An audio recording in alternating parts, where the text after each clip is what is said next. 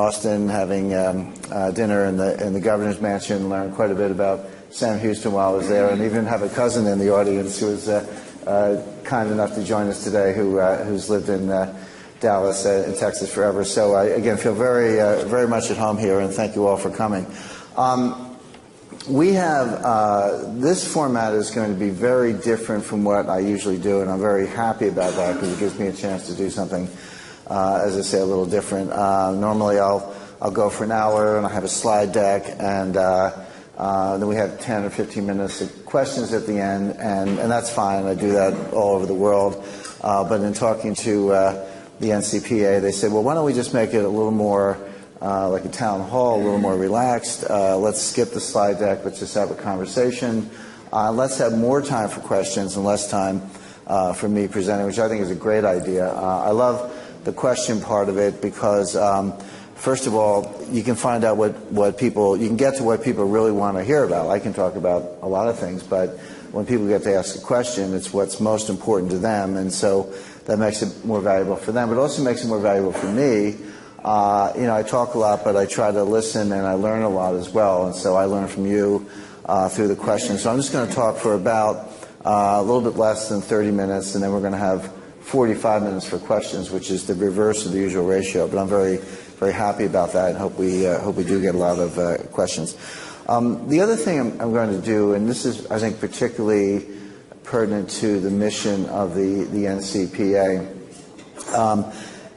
Everybody wants to know what happened in 2008, what's happening now, what's going to happen next, how should I invest my money, what are the risks, what happened yesterday, first quarter GDP came out barely positive, may even get revised down negative, who knows, that remains to be seen. But a lot of people want to know about the headlines and the markets and all that, and that's all important stuff, and we all have our savings, whether you're a 25-year-old just putting a little bit away for future retirement, or whether you're a 75-year-old who is retired and you want to make sure it lasts. I like to say that when it comes to your own money, everybody has a PhD.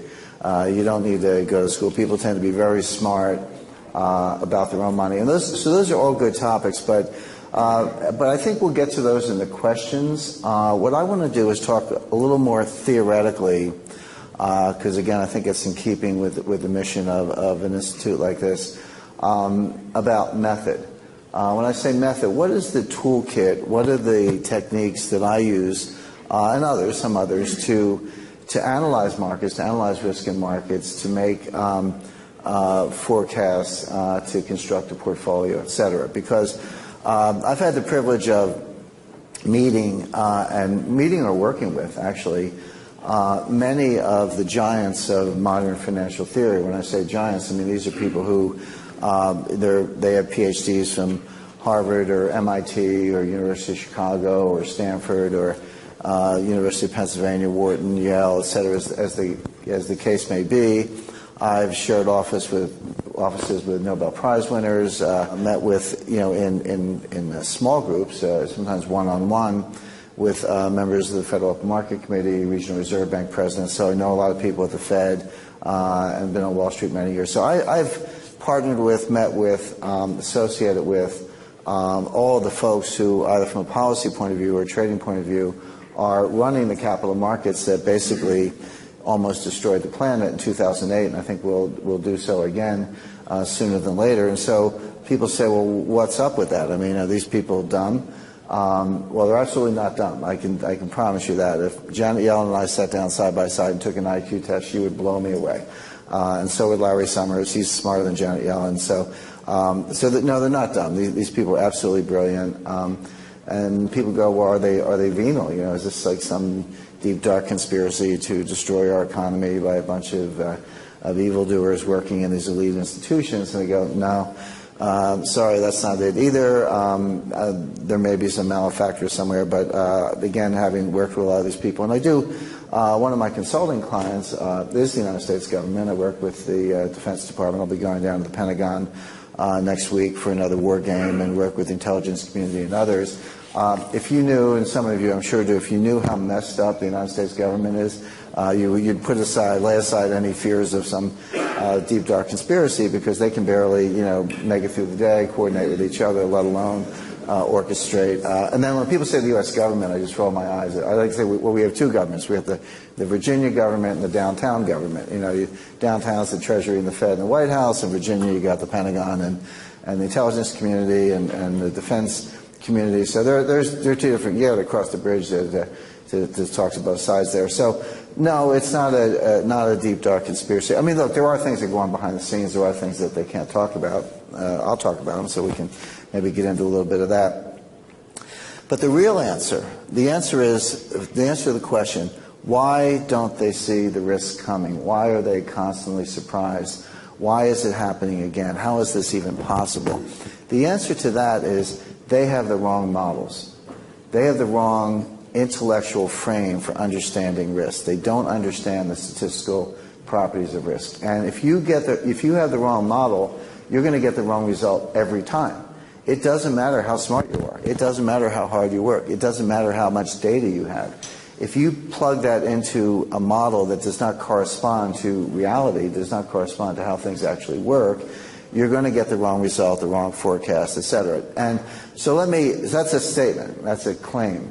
Let me try to back up that claim. Let me take you through some of the flaws in the existing model and then tell you the models that I use that I think are a lot more effective. I've kind of given up on the 55-year-old scholars. If you've been doing one thing for 30 years, you're probably not going to change it up. But I have more hope. I talk to the 25-year-old scholars. I say, look, the people who win Nobel Prizes in economics 30 years from now are the people who begin today to do research and empirics on these new models. So I'll talk about what those are, but it does take a long time to change minds. The two biggest intellectual flaws in the Federal Reserve, in academia, and on Wall Street today. The first is they believe in what are called equilibrium models. They actually call them stochastic general equilibrium models. And, an equilibrium model is sort of like, it's a clock, and it runs down, you wind it up, mechanical clock, let's say, you wind it up and then it runs fine, it runs down again, you wind it up again. Or it's something kind of like out of balance, it gets out of balance a little bit, you nudge it back and now it's in balance and probably stays there, and if it gets out of balance again, you apply policy and you nudge it back again. So these are examples of equilibrium models. But in fact, the world is not an equilibrium system. The world is a complex, dynamic system. And I'll come back to what that is exactly. But, very simple example. So I have this pen in my hand, and I say, I'm going to let go of the pen. But before I do, I'd like all of you to write down on a piece of paper, what's your forecast as the next thing that's going to happen to that pen after I let go of it? Well, you'll think about that for a second. You'll say, well, that pen's going to hit the floor, and Jim's going to have to get out and pick it up. So I let go, and what happens? Oh, it hits the floor, and I got to go down and pick it up. So your forecast was 100% correct. Well, why was that? How were you able to do that? Well, you have a model. You understand gravity. You understand that we're on the planet Earth. We're not in outer space. You understand that the pen has some weight, and if an object has weight on the planet Earth and the force of gravity applies, it's going to fall down. So you don't have to be smarter than Larry Summers. Some of you may be. I'm not. But you don't have to be smarter than Larry Summers to get a 100% accurate forecast. All you need to do is have the right model. Unfortunately, the Fed has a model that says if I let go, it's going to float up to the ceiling, and that's really that really is the problem. So the first thing I mentioned are the equilibrium models. The second thing, and it's more fundamental, is the degree distribution of events in capital markets, which is the foundation of risk. When I say degree distribution, it's a simple graph like we all learned in high school. So the y-axis is the frequency of the event. The y-axis is the severity of the event. How severe is the event? I'm sorry, y-axis is the frequency. The x-axis is the severity. So we have calm events or kind of normal events happen all the time. We're used to that. And extreme events happen less frequently. So that's kind of intuitive. So the curve slopes downwards from upper left to lower right. So as the events become more extreme, they become less frequent. So that's obvious. We can observe that, and that's kind of intuitive. But what is the shape of the curve? And how frequent are the most extreme events? Well, all of the risk modeling at the Fed and on Wall Street uses a model called value at risk, which is all based on the bell curve. Now, the bell curve is the so-called normal distribution. The bell curve is an equilibrium system with a high degree of predictability. The power curve is much more dynamic, and one way to understand it is just compare a thermostat to a nuclear reactor, right? So your house is too cold, you dial up the thermostat, it warms up, but it's a little too warm, now you dial it down and the house cools down. And that's that's an equilibrium system. You can dial it up, dial it down, it's linear, it's reversible, it's all under control. That's how the Fed thinks the economy works. The economy gets a little hot, unemployment goes down, inflation picks up, industrial capacity diminishes, so the Fed raises rates, that cools things down a little bit, all of a sudden unemployment goes up, inflation cools off, there's excess capacity, they cut rates, that dials it up again. So you get this nice sine wave, up and down, very predictable, which is the normal business cycle that we've seen, 30 or more times since the end of World War II. But in fact, they're playing with a nuclear reactor. And a nuclear reactor has a complex dynamic system, a chain reaction of nuclear radioactive fuel with atom splitting and discharging and splitting other atoms, releasing energy, etc. It's a complex dynamic system. You can dial a nuclear reactor up or down, but you better get it right, because if you don't get it right, you're going to have a meltdown. That's catastrophic, and it's not reversible. There's no such thing as a melt up. You melt it down, it's over. You've destroyed the city.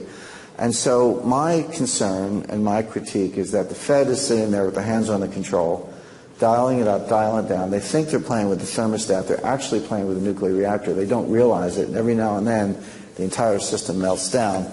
And again, that is what we saw in 1998. It's what we saw in 1994, 1987, 2008, and we'll see it again sooner than later. As I say, if you have the wrong model, you're going to get the wrong results. Now, what is the root of complexity theory? Let me put the question differently. So I'm saying don't use these equilibrium models, don't use normally distributed risk. They don't accord with reality. You will get the wrong results. So what is a better method? What scientific methods, what quantitative methods can we use that can give us better results? And this is where I part ways with Nassim Taleb. Nassim Taleb, you may know, is the author of The Black Swan.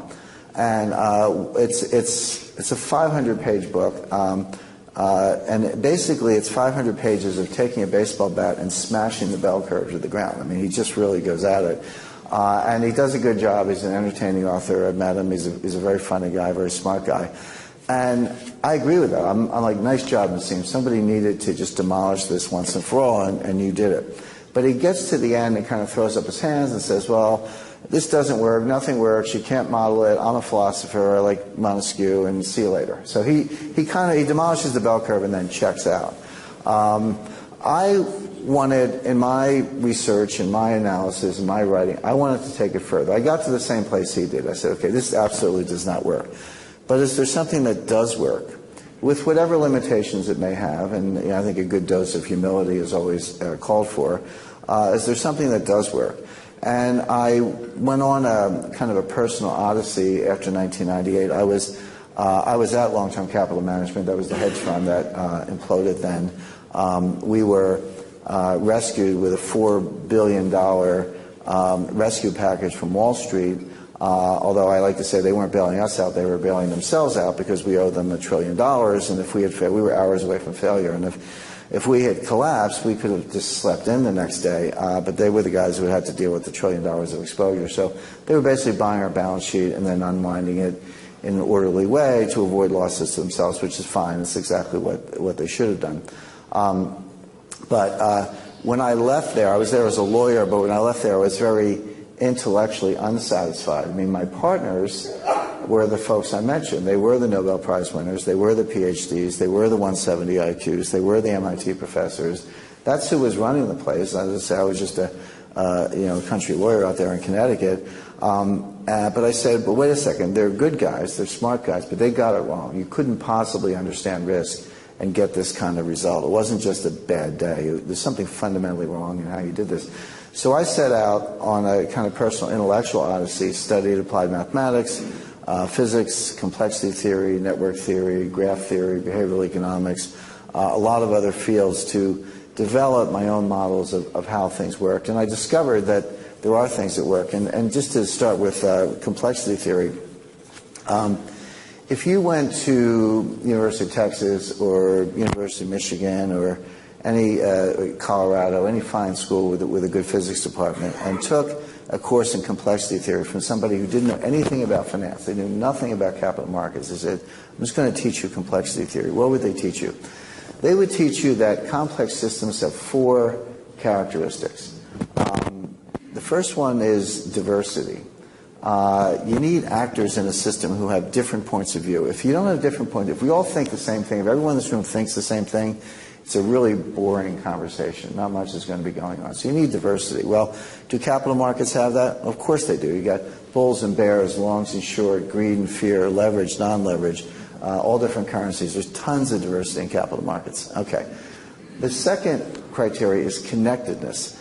What difference does it make if we all have different points of view, if we're not connected through some channel, if we're Neanderthals, we're cavemen, and we're all in our different caves and we think differently, but nobody gets out and connects with each other.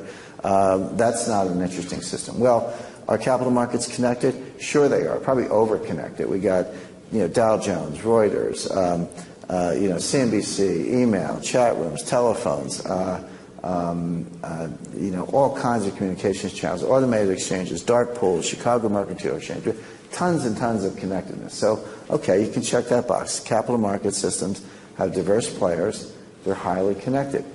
The third thing is interaction. Okay, you're connected. Are you doing anything? Yeah, well, we've got trillions of dollars of transactions every day in stocks, bonds, derivatives, currencies, commodities, et cetera. So there's an enormous amount of interaction. And the last thing is adaptation. Adaptation just means my behavior affects your behavior and your behavior affects my behavior.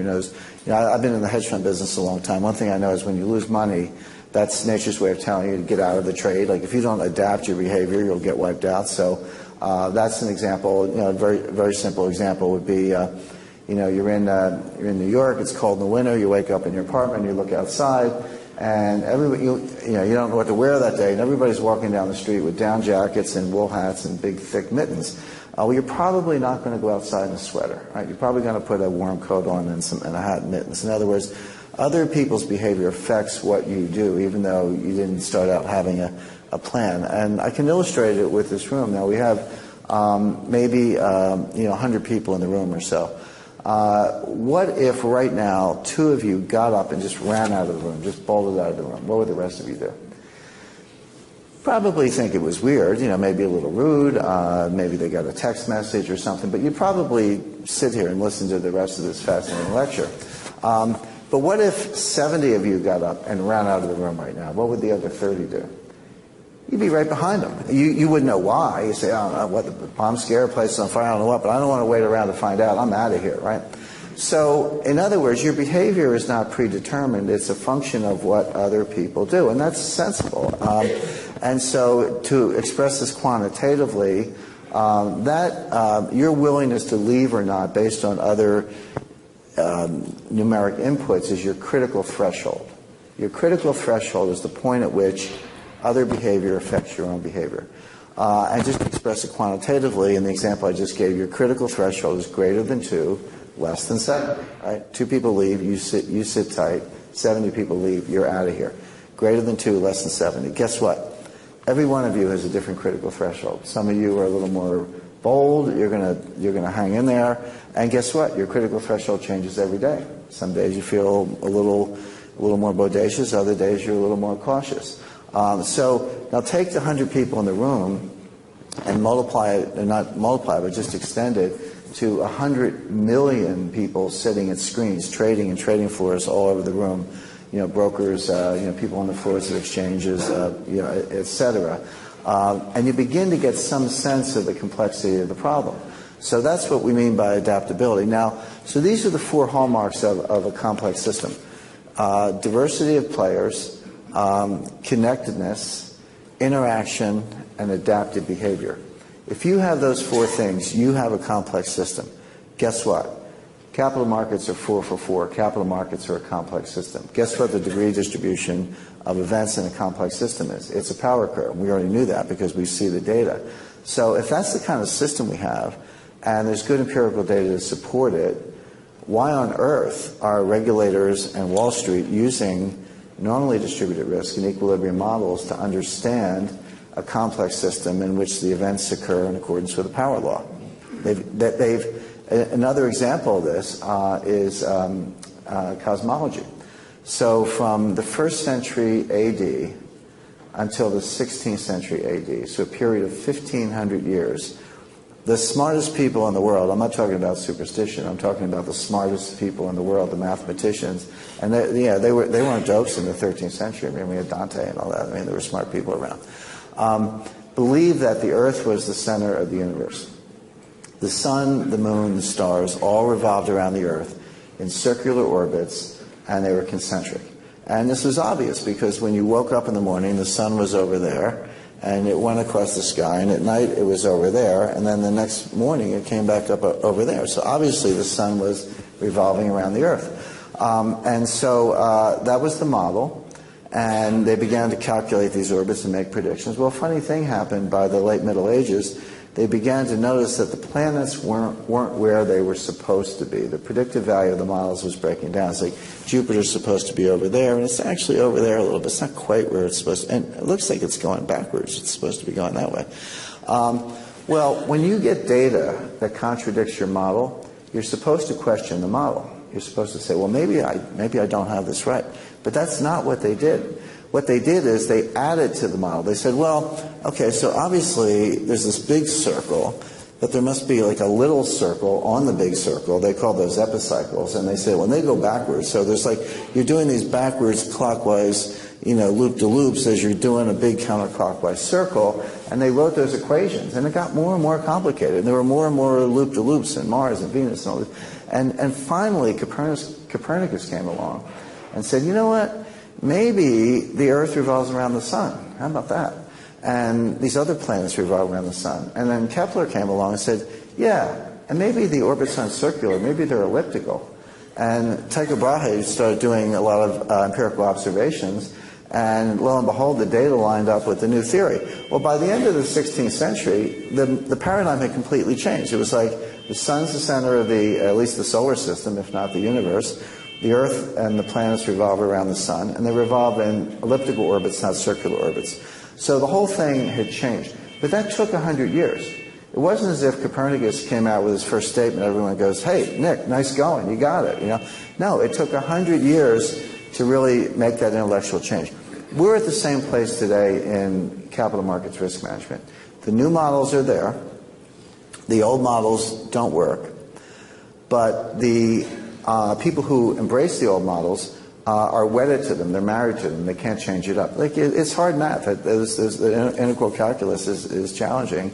And if you've been doing it for 40 or 50 years, you don't want to throw it all away and say, let's do this thing over here.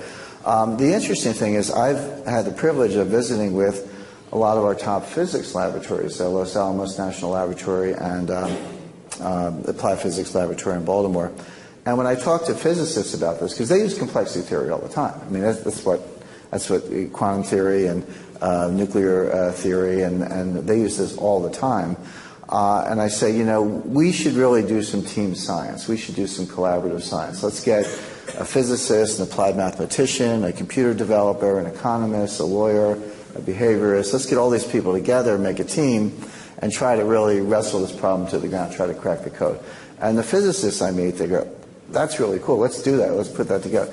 I go over to the PhD economists and make the same proposal, and they go, what are you talking about? You have nothing to teach us. There's nothing you got. Why would we talk to physicists? We have it all figured out. So it's interesting that the physicists are more open-minded about the economy than the economists are, but that tells you something about this paradigm shift that I'm describing. So that's where we are. There are better models on the table. They do work, at least initially. The empirics seem to be very good. I use them. Been getting very good results so far. And I'm not the only one. There are these little pockets of excellence, the Santa Fe Institute, London School of Economics, and the physics laboratories I mentioned. So they're out there. People are working on this. 50 years from now, we'll all come back, and I think what I'm describing will be the norm. I think it will be how people understand risk in capital markets. But today, we're using a system that has the wrong models, the wrong paradigms. They will get the wrong results every time. Your savings in retirement are at risk because you're relying on a system that doesn't know what it's doing, and it's going to take a while to change. So I'm going to. I got through a quarter of what I was going to say, but my time is up. I'm sure you're all tired of hearing me talk. So I'll leave it at that. It's just food for thought. This is in my books, The Death of Money and Currency Wars, Chapter 10, and Currency Wars is about complexity theory, and I have a couple of chapters in The Death of Money as well, and it's also what I use in my newsletter. We come out every month, and this is how we think about problems. So I'll leave it at that, but I'm really looking forward to your questions. Thank you. Sure. The question is, could I comment on the proposed IMF, International Monetary Fund, acceptance of the Chinese currency, the yuan, in something called the SDR, the special drawing right. And I'll talk about that. Let me define all that for people who are not maybe not familiar with that. So you all know what the IMF is, International Monetary Fund. It's got this like geeky exterior, but it's the central bank of the world. That's the best way to understand it. It's the Federal Reserve is our central bank. When they set up the Federal Reserve in 1913, it wasn't the first central bank in U.S. history. It was the third. The first two had been shot down, extremely unpopular, and so the people who did it knew that Americans don't like central banks, so they said, let's not call it a central bank, let's call it the Federal Reserve, because no one will know what that is. So there is this history when technocrats and experts are trying to cram something down your throat, they give it a funny name so that most people don't understand what it is. So the Federal Reserve is one example. It is the central bank of the United States. The IMF is another example. The International Monetary Fund is the central bank of the world. Well, what do central banks do? One of them is they print money. Everyone's like, well, the IMF can't print money. Yes, they can. They have their own money. It's called a special drawing right. Now, why don't they call it world money? That's a little scary, right? But it's a special drawing right. It is world money. SDR for sure. So when you hear SDR, that's what that is. Now, what's an SDR? First of all, they come out of thin air. People will say, well, the SDR is backed by a basket of four major currencies. The dollar, the euro, the yen, and the pound sterling. And when you hear it's backed by something, that sounds good. Like a mortgage is backed by property, so SDR is backed by all these strong currencies. No, it's not. The value of an SDR is calculated by reference to those currencies. The only reason those currencies are included is if you want to say, well, what's an SDR worth in dollars, you need a formula. And yes, those four currencies are in the formula, but that's all they do. They're there for purposes of calculating a cross rate. They're not backed by anything. They come out of thin air exactly like U.S. dollars. So that's the first one. You hear it's backed by something, forget it. It's just printed money, plain and simple. Now, by the way, SDR today is worth about $1.40, give or take. It moves up and down based on those baskets. So, and everyone's like, well, these SDRs, they're new. They'll never work. Guess what? They're not new. They were created in 1969. They've been around since 1969. They do work. Does anyone know that the IMF issued printed SDRs in August 2009? Over $100 billion worth? I think I was the only person outside the IMF who noticed, but they did, and they handed them out. I consider that testing the plumbing. In other words, they wanted to make sure that worked, because the last time they did it was 1980. They went from 1980 to 2009, a period of almost 30 years, without issuing any SDRs. So, things get rusty, and they wanted to make sure it worked. It worked fine, and now they're ready for the next time. And people say, well, is the SDR going to replace the dollar? Not exactly, and here's why. SDRs are not, in Philadelphia we have an expression, walking around money. That's the money in your pocket, for whatever. And SDRs are not walking around money. They are only issued to countries. So we're not going to have SDRs in our wallets or in our credit cards. SDRs are used for the big things. So settlement of balance of payments between countries. I think in the future you will see SDRs used for a longer list of big things like the price of oil. Maybe the financial statements of the 100 largest corporations in the world, IBM, General Electric, Siemens, Volkswagen, will be issued in SDRs. Is the SDR in use today? Absolutely. And let me give you a simple example. There's an SDR trading desk inside the IMF. And so in 2009, they issued these SDRs. Well, who got them? Well, Hungary got some. Hungary's a member of the IMF. They got a little slice. Did Hungary need SDRs? No. Hungary was up to their eyeballs in Swiss franc loans because all the people in Hungary said, well, I can borrow for 2% in Swiss francs and or 9% in florins, which is the local currency, so I'll take the 2% mortgage. They completely ignored the fact that the florin might devalue against the Swiss franc, and if you were getting paid in florins, you now couldn't afford your mortgage because the Swiss franc was twice as strong. So Hungary was desperately short of Swiss francs. They got the SDRs. But they call up the desk at the IMF and they say, I want to get rid of these SDRs. What do you bid me for SDRs? And IMF says, hold the phone. Let me call China. They call China. China says, I got a bid. Doom, done. So now the SDRs go to China. China gives Hungary dollars. Hungary sells the dollar spot for Swiss francs and pays off the Swiss franc loans. So that's how it works. This is all behind the scenes. I'm not making this up. By the way, you can prove this. Okay, look at China's reserve statements from the People's Bank of China. They publish that online. Look at how many SDRs. Look at their reserve positions, mostly dollars, some gold, some SDRs, some euros. Look at the number of SDRs. Go back and look at all the SDRs that have been allocated to China by the IMF. The amount of SDRs that China has is greater than the amount that they were allocated by the IMF, which means they bought some. They had to get them from somewhere, and they bought them from people who wanted to dump them because they wanted other hard currency. So this is all going on today. This is not, my projection. This is not a black helicopter conspiracy. This is happening today. I like to say that the IMF is transparently non-transparent.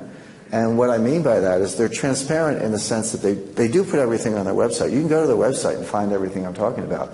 But try reading it. It's all jargon. It's all technical. I mean, not that people aren't smart enough, but you got to be kind of an expert to. So I like to say the only people who really understand this either work at the IMF or me and a couple other people. I mean, the number of people who really understand this but are not in the system, so to speak, very few. Simon Johnson, MIT, myself, a few others, but you won't really hear this very frequently.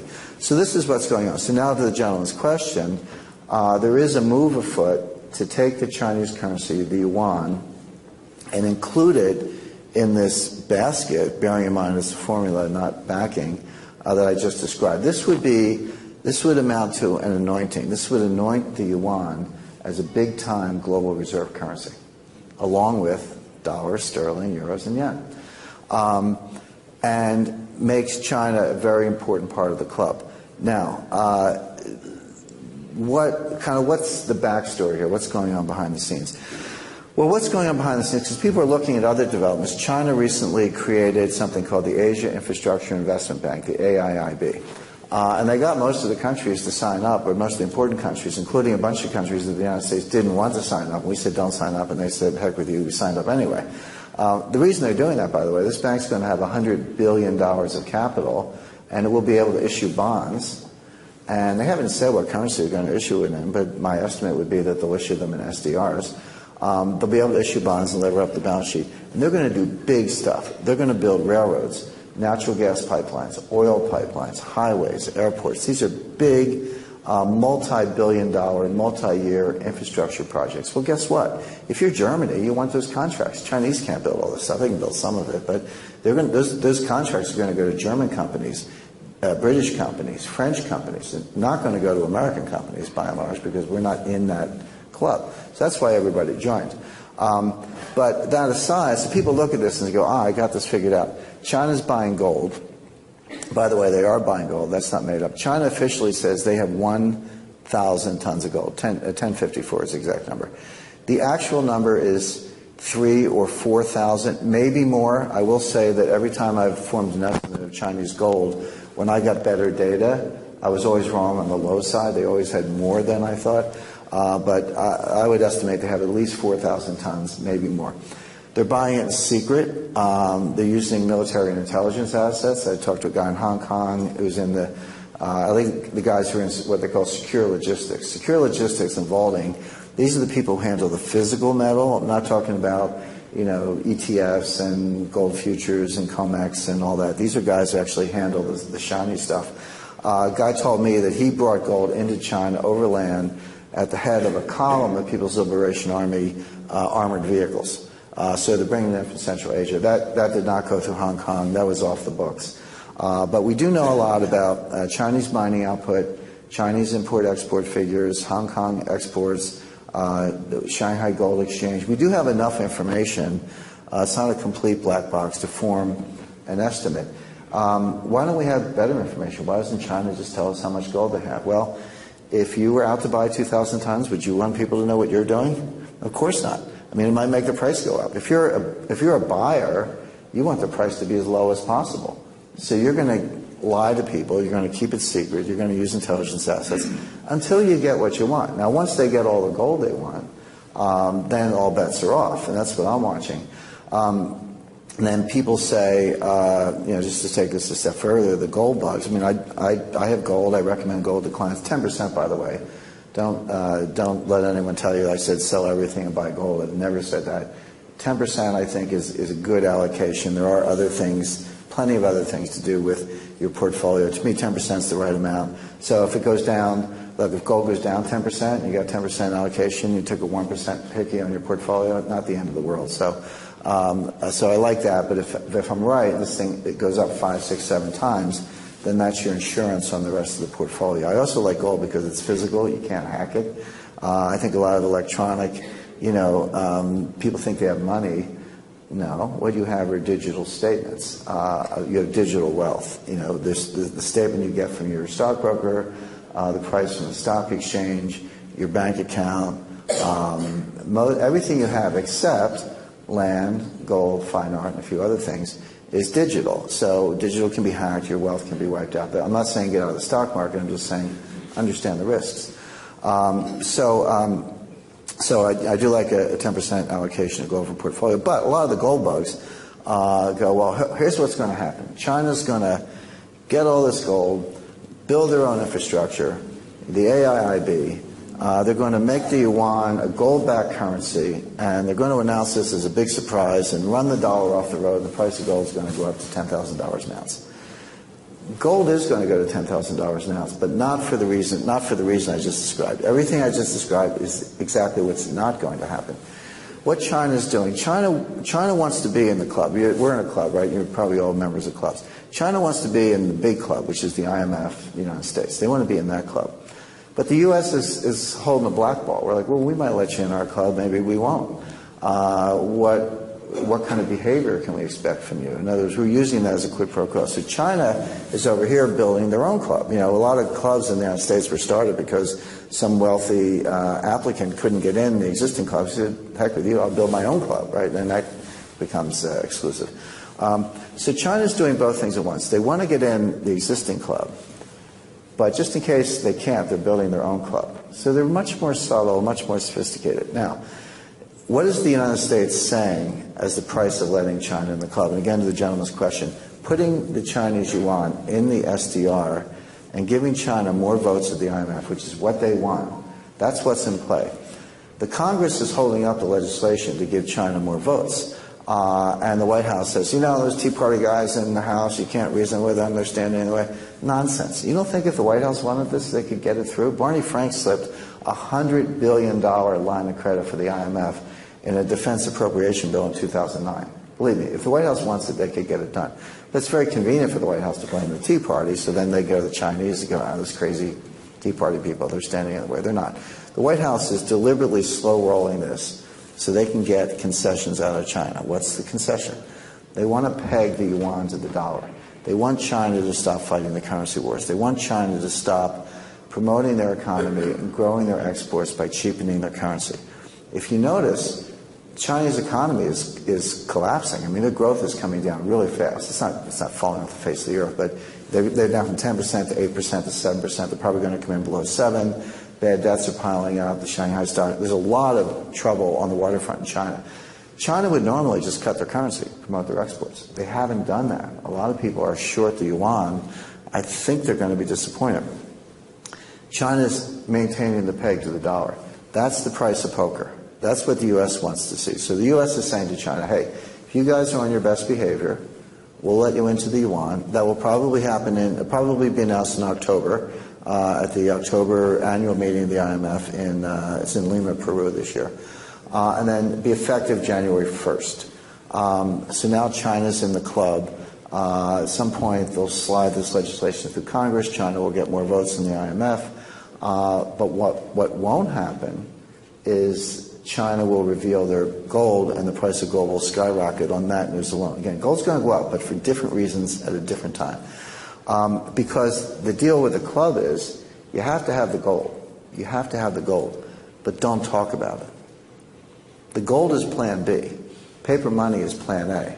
And the United States is saying to China, you want to be in the paper money club, that's fine, come on in. We'll give your paper money a seal of approval by including it in the SDR. The fact that you have 7,000 to 8,000 tons of gold is great. That's your admission price for getting in the club. By the way, the U.S. and others have been working together to keep the price of gold down until China can get their gold. Once China gets their gold, they're in the club, and then nobody talk about it. So this is a lot deeper. And again, this is not conspiracy stuff. You can tease all this out of available information, but you have to understand how it works, how this whole thing works. So let's look for that later this year. Let's look for China to publicly announce how much gold they have, which will be another lie because they have three accounts. They have the People's Bank of China, the State Administration of Foreign Exchange, and China Investment Corporation. So they have three buckets to put the gold in. They will move some gold from State Administration of Foreign Exchange to the People's Bank of China. They will announce that. It'll be a lot. It'll be some number, 3,000 to 4,000 tons. But they might have another 2,000 to 3,000 tons over safe that they don't disclose. So it's what they call the limited modified hangout. So they will upwardly revalue the reserves. The yuan will be in the SDR. They will get more votes. They will join this club. These other things will have a life on their own, but they'll be eventually co-opted. They'll issue bonds and SDRs.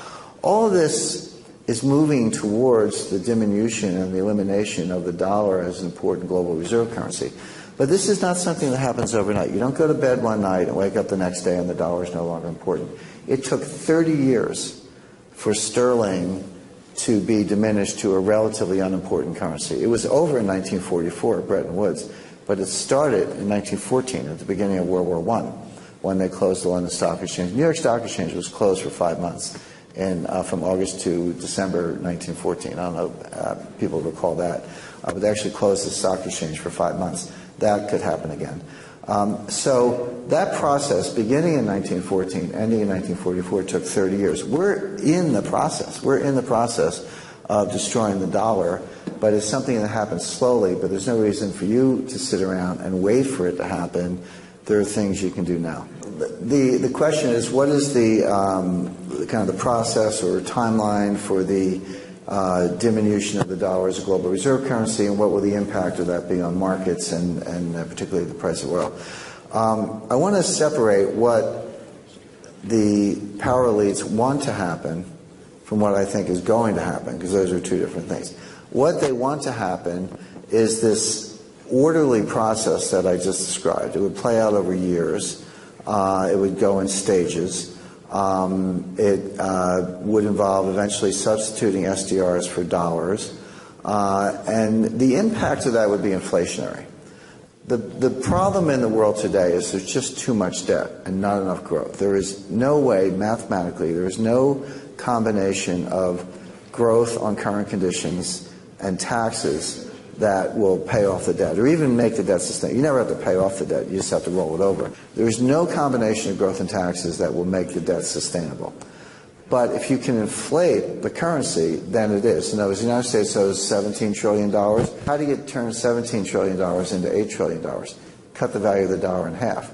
So it's still nominally, it's still $17 trillion, but it's only cost you $8 trillion. I'm sure you know the oldest joke in banking is, if I owe you $1 million, I have a problem, but if I owe you $1 billion, you have a problem because you got to collect. I can just walk away. I can say sleep in the next day. But we owe China $4 trillion. That means they have a problem. because we could just say, hey, China, here's your $4 trillion, good luck buying a loaf of bread, because we just printed it. And that's an extreme version of kind of where the elites need to get the world. And when I say elites, again, it's not a conspiracy. These are people we know. These are finance ministers, professors, Madame Christine Lagarde at the IMF, Jack Lew, Tim Geithner. They're people we know. So this is where they're taking the world. So the orderly diminution of the dollar, substitution of SDRs, because let's just say that, and I think this will happen, by the way, the IMF printed $5 trillion of SDRs. That would be about $6.5 trillion. They print $5 trillion of SDRs and hand them out to all the countries. And then countries all of a sudden had, could buy imports because they could use the SDRs to buy them. Maybe they were running a trade. Maybe they were running a trade deficit. Maybe their reserves were low. Foreign reserves are just your bank account, right? You make $100,000 and you spend $80,000 and you put the $20,000 in the bank. That's your savings. Well, reserve positions of countries are just their savings accounts. You export a certain amount, you import a certain amount. At the end of the day, you have a surplus or a deficit, and if you have a surplus, those are your reserves. You go invest them someplace the same way you do. And if you have a deficit, well, you better borrow the money, because how else are you going to pay it off? So let's say a country is running a trade deficit, and their reserves are low. But I give them a bunch of SDRs. Well, they can go buy stuff. They can buy Caterpillar tractors. They can buy oil. They can buy all kinds of stuff. So that's how you get the economy rocking and rolling again, through the use of credit. But printed money is the best kind of credit because it's perpetual non-interest bearing.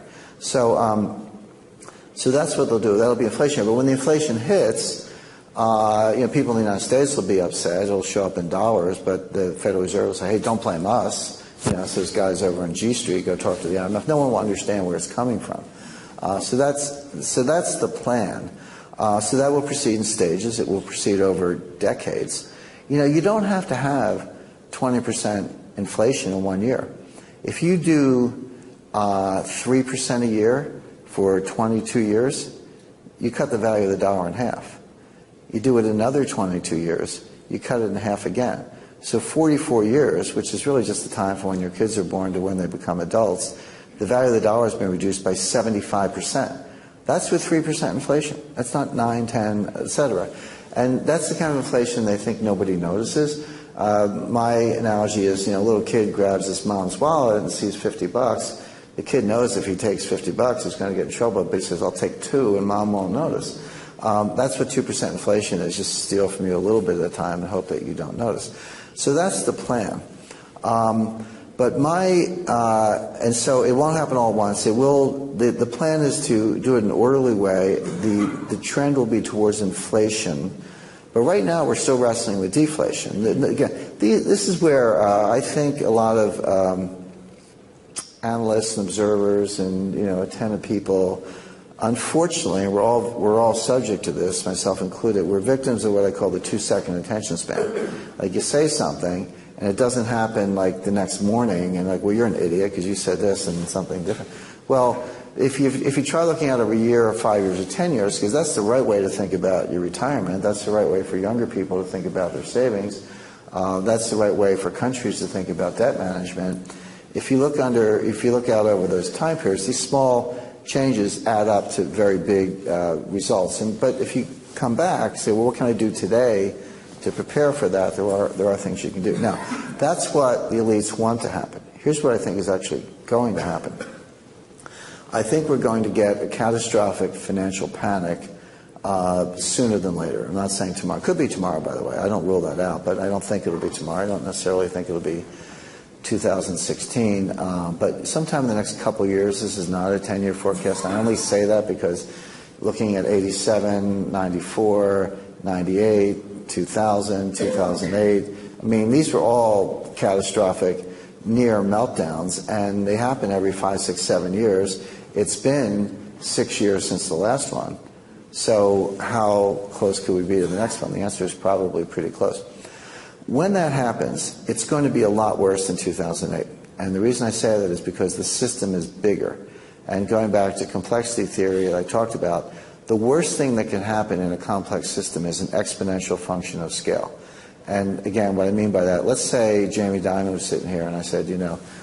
Dimon, you tripled your derivatives book. You tripled your derivatives book, gross notional value. How much did the risk go up? He would say, well, it went up a little tiny bit. Because, yeah, we tripled it in gross value, but it's long, short, long, short, long, short, long, short. All we did was expand the balance sheet. But when you net it all down, you net the longs against the shorts, the net risk is very, very small. That's value at risk.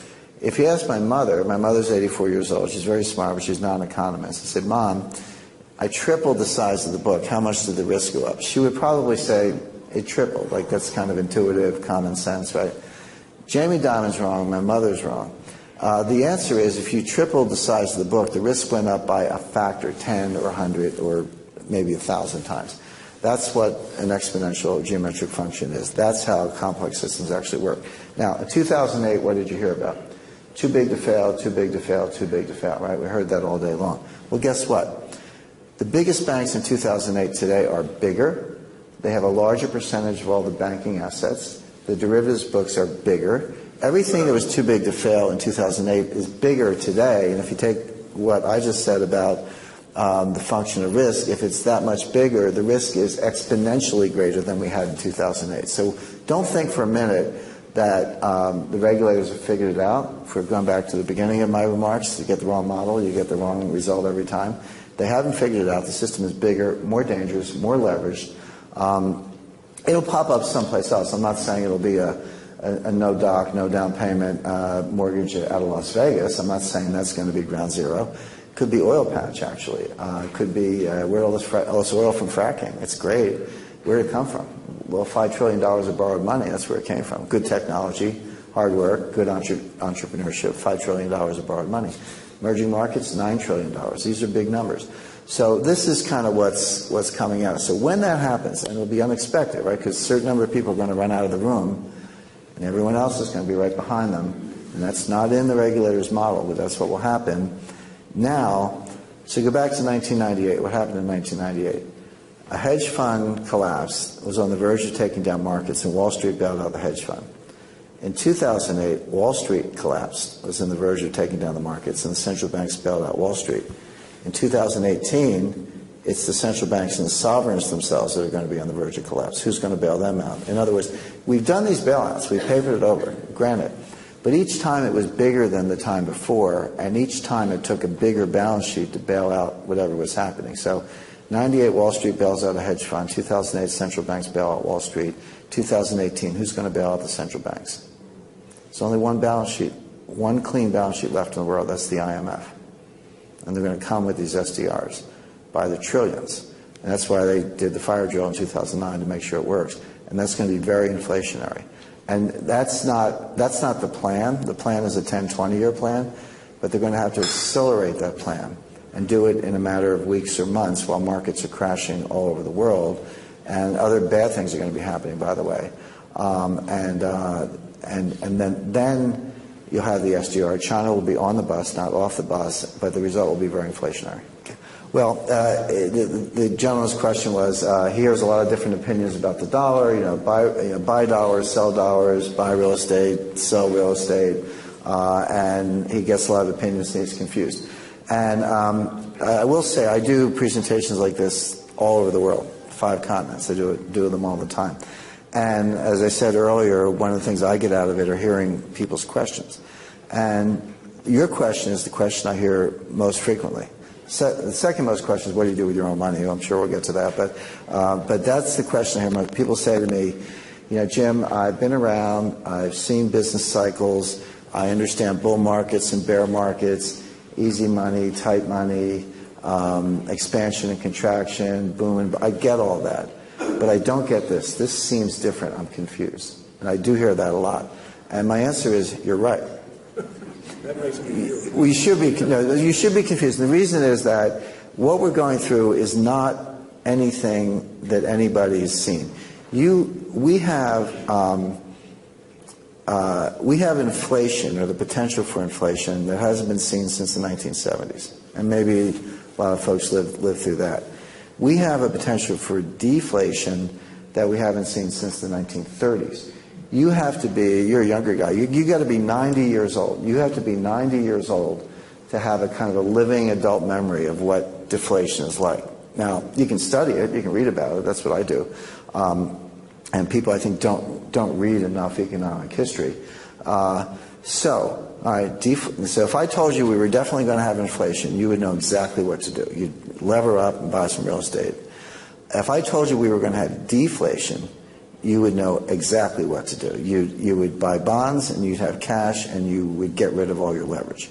So we know exactly what to do in both states of the world. But what if I told you that we're on the knife edge, that we're in an unstable dynamic system, and it could tip into inflation or deflation very quickly, that both forces were in play? And this is, just to understand this, and F. Scott Fitzgerald said the sign of a first-rate intelligence is the ability to hold two opposed ideas in mind at the same time and still retain the ability to function. He said that in 1936. Says the last part is the hard part, still retain the ability to function. So investors today, portfolio managers, people planning for the retirement or whatever, you've got to take two completely opposite ideas and process them at the same time. One is deflation, the other one is inflation.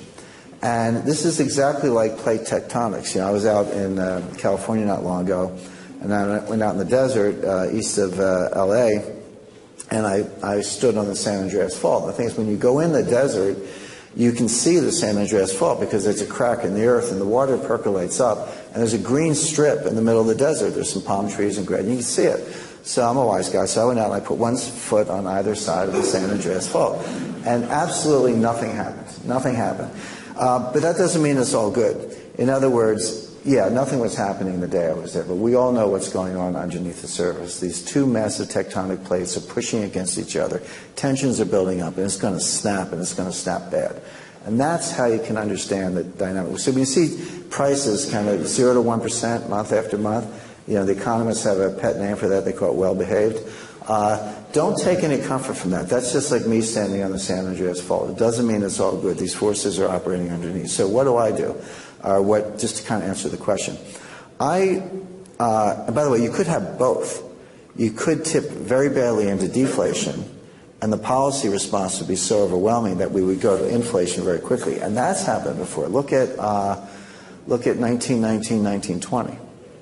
1919, there was a borderline hyperinflation coming out of World War I, which very quickly turned into a depression and went into deflation, and then it normalized, and we had the Roaring '20s. The '20s were a pretty good period in economic growth. But that sequence, kind of 1919, 1920, is a case study in going from high inflation to extreme deflation in a matter of 2 years.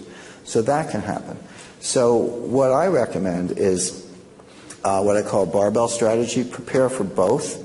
So, my model portfolio, I'd have some inflation insurance, so that's gold, precious metals, fine art. I like fine art. People go, I do a lot. Some of my work for the government involves counterterrorism finance and money laundering and catching bad guys and all that. So I just happen to know that $1 million in $100 bills weighs 22 pounds exactly. It's the reason is every 10,000 $100 bills, and every bill is 1 gram. So it comes out to actually exactly 1 kilogram or 10 kilograms or 22 pounds.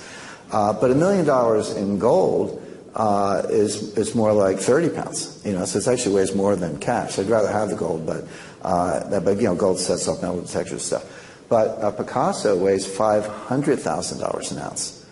Nobody thinks of paintings by the ounce, but if you got to move in a hurry, and you don't want to set off metal detectors, I'd rather have the Picasso because it's going to retain value and it's worth more and it's lighter.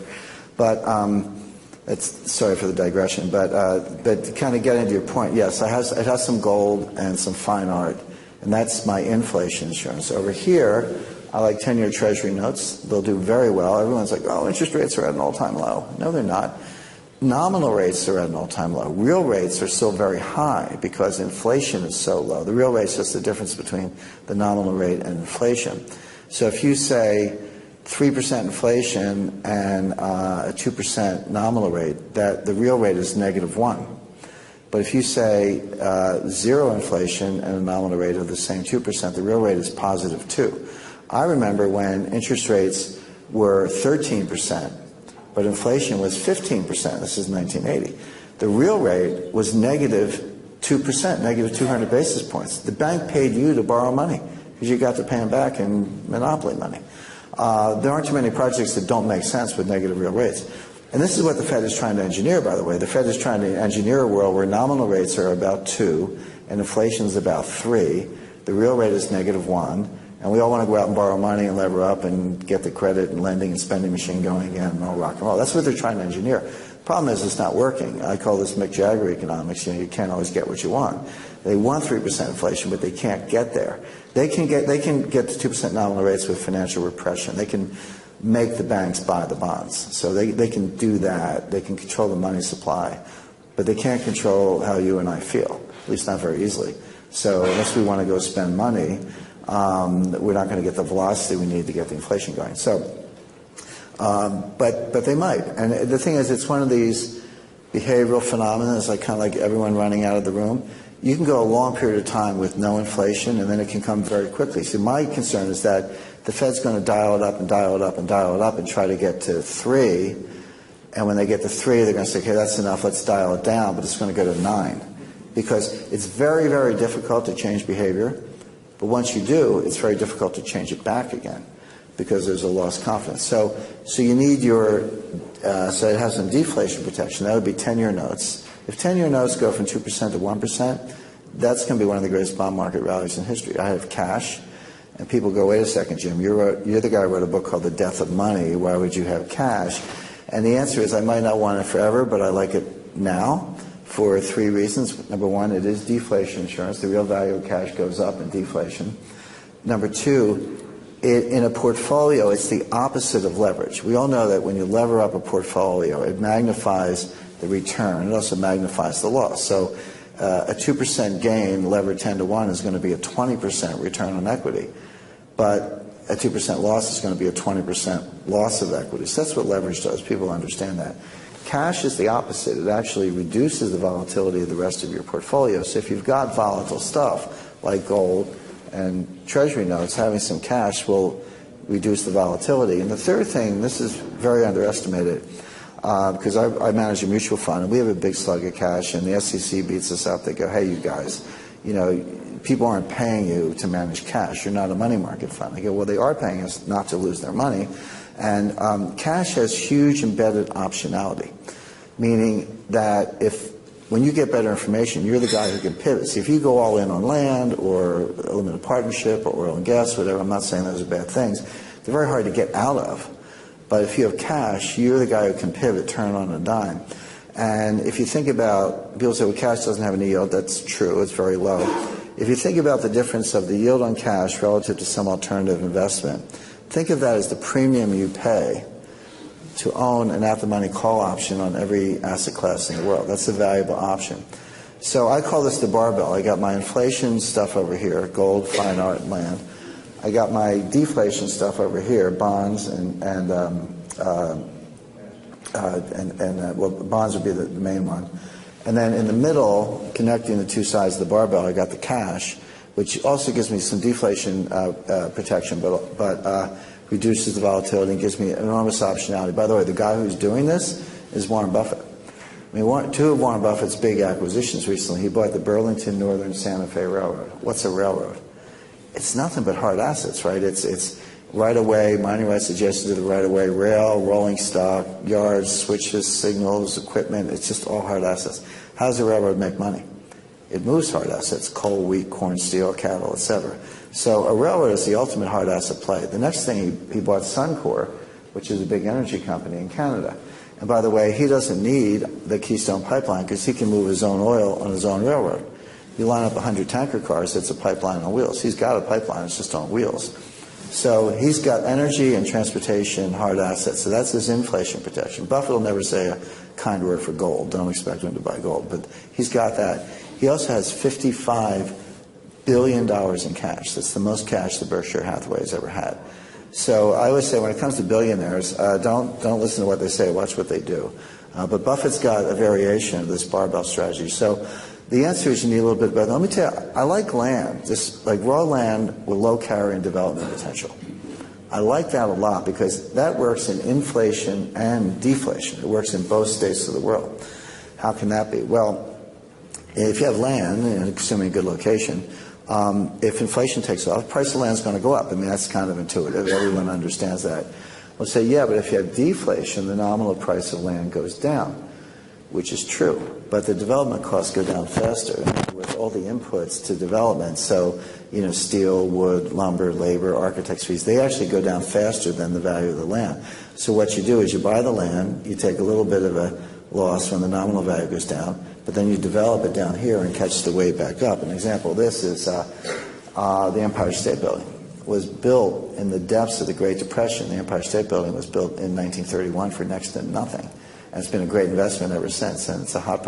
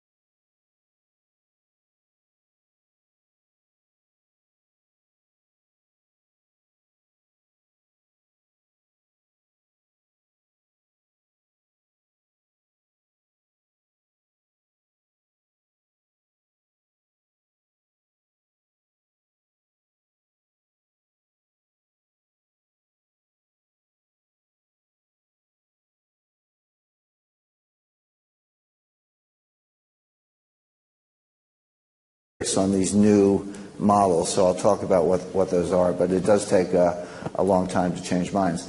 The two biggest intellectual flaws in the Federal Reserve, in academia, and on Wall Street today.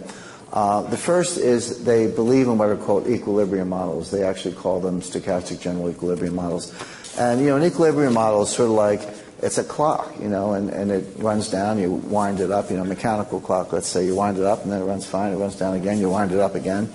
or it's something kind of like out of balance. It gets out of balance a little bit. You nudge it back, and now it's in balance and probably stays there. And if it gets out of balance again, you apply policy and you nudge it back again. So these are examples of equilibrium models. But in fact, the world is not an equilibrium system. The world is a complex, dynamic system. And I'll come back to what that is exactly. But very simple example. So I have this pen in my hand, and I say, I'm going to let go of the pen. But before I do, I'd like all of you to write down on a piece of paper, what's your forecast as the next thing that's going to happen to that pen after I let go of it? Well, you'll think about that for a second. You'll say, well, that pen's going to hit the floor, and Jim's going to have to get out and pick it up. So I let go, and what happens? So it hits the floor, and I got to go down and pick it up. So your forecast was 100% correct. Well, why was that? How were you able to do that? Well, you have a model. You understand gravity. You understand that we're on the planet Earth. We're not in outer space. You understand that the pen has some weight, and if an object has weight on the planet Earth and the force of gravity applies, it's going to fall down. They have PhDs from Harvard or MIT or University of Chicago or Stanford or University of Pennsylvania, Wharton, Yale, et cetera, as the case may be. I've shared offices with Nobel Prize winners, met with, in small groups, sometimes one-on-one, with members of the Federal Open Market Committee, Regional Reserve Bank presidents. So I know a lot of people at the Fed and been on Wall Street many years. So I've partnered with, met with, associated with all the folks who, either from a policy point of view or a trading point of view, are running the capital markets that basically almost destroyed the planet in 2008, and I think we'll do so again sooner than later. And so people say, well, what's up with that? I mean, are these people dumb? Well, they're absolutely not dumb. I can promise you that. If Janet Yellen and I sat down side by side and took an IQ test, she would blow me away. And so would Larry Summers. He's smarter than Janet Yellen. No, they're not dumb. These people are absolutely brilliant. And people go, well, are they venal? Is this like some deep, dark conspiracy to destroy our economy by a bunch of evildoers working in these elite institutions? And they go, no, sorry, that's not it either. There may be some malefactors somewhere, but again, having worked with a lot of these people, and I do, one of my consulting clients is the United States government. I work with the Defense Department. I'll be going down to the Pentagon next week for another war game and work with the intelligence community and others. If you knew, and some of you I'm sure do, if you knew how messed up the United States government is, you'd lay aside any fears of some deep, dark conspiracy, because they can barely, make it through the day, coordinate with each other, let alone orchestrate.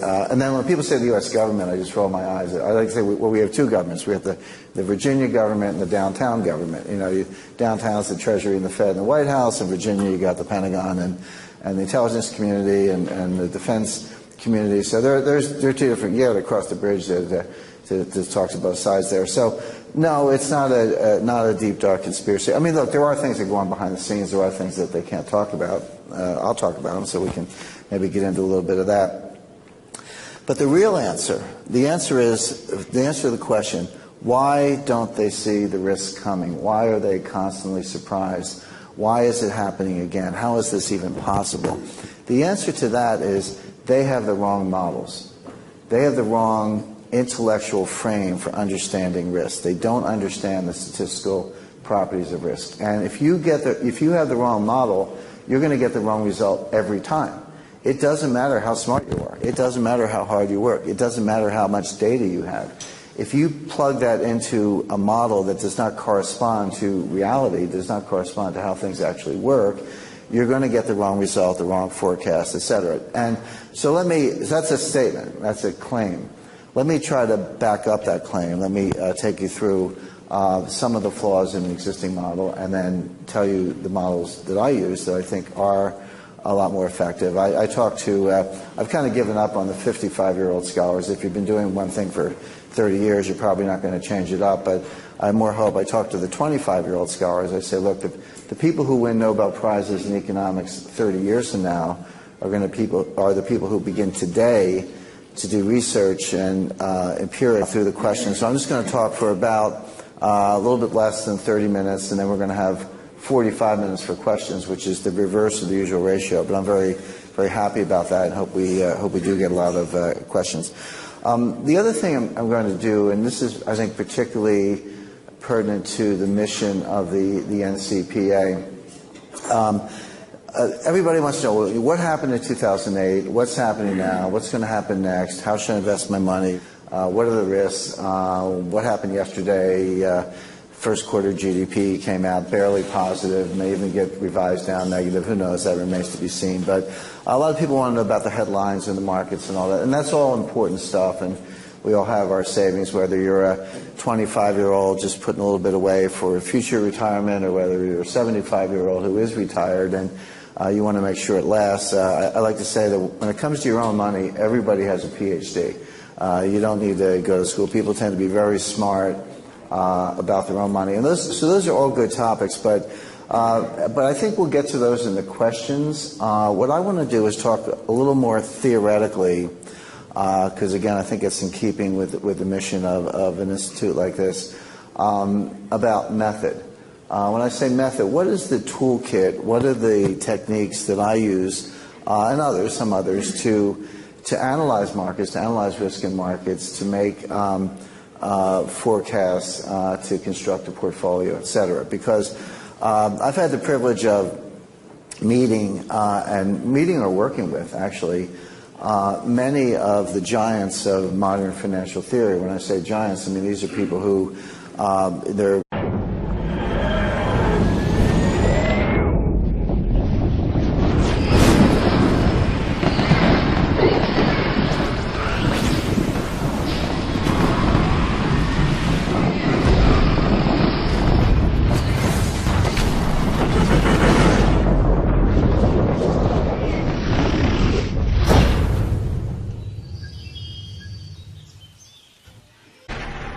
Austin, having dinner in the governor's mansion, learned quite a bit about Sam Houston while I was there, and even have a cousin in the audience who was kind enough to join us today, who's lived in Dallas and Texas forever. So I, again, feel very much at home here, and thank you all for coming. We have, this format is going to be very different from what I usually do, and I'm very happy about that because it gives me a chance to do something, as I say, a little different. Normally I'll go for an hour and I have a slide deck, and then we have 10 or 15 minutes of questions at the end, and that's fine. I do that all over the world. But in talking to the NCPA, they said, well, why don't we just make it a little more like a town hall, a little more relaxed. Let's skip the slide deck. Let's just have a conversation. Let's have more time for questions and less time for me presenting, which I think is a great idea. I love the question part of it because, first of all, you can find out what people, you can get to what people really want to hear about. I can talk about a lot of things, but when people get to ask a question, it's what's most important to them, and so that makes it more valuable for them, but also makes it more valuable for me. I talk a lot, but I try to listen and I learn a lot as well, and so I learn from you.